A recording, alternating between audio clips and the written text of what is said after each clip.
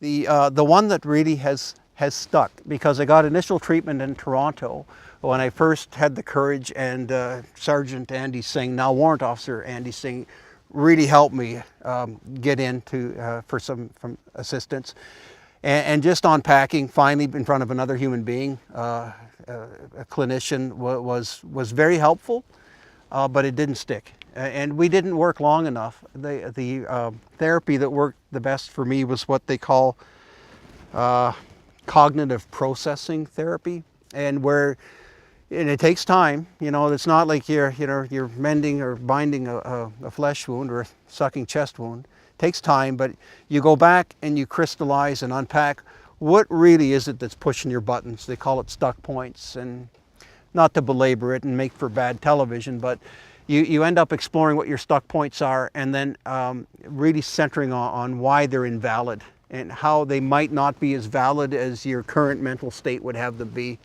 And my biggest stuck point was ineptitude, and the fact that you are not a good officer.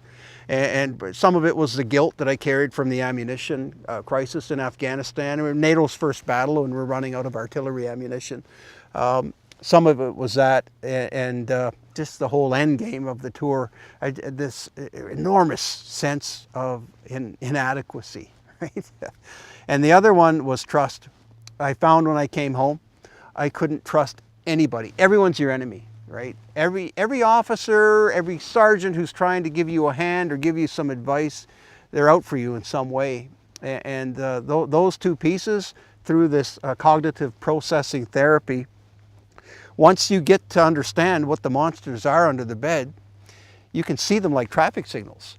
Like as you're going by, right? It's like, okay, maybe you say something to me about, hey, your shirt is dirty. And I'm thinking, that SOB, he's trying to make me look small in front of my boss. And all of these negative thoughts start to build up. And now that you recognize the piece, at least for me, I mean, we're not robots, but at least for me, now that I know what the stuck point is, when you say something like, get up to the office right now, could you come up here? Might not totally be bad. I know where I want to go in my head. This is my last day, pink slip on the way. This might be a good thing, right? Or the boss may need information.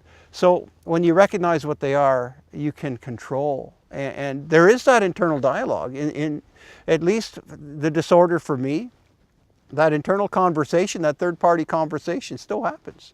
It's like, okay, you've heard what they've said. That doesn't mean bad. Hear the rest. So yeah, that's one form. There are a number of others that clinicians and specialists could characterize to much greater detail.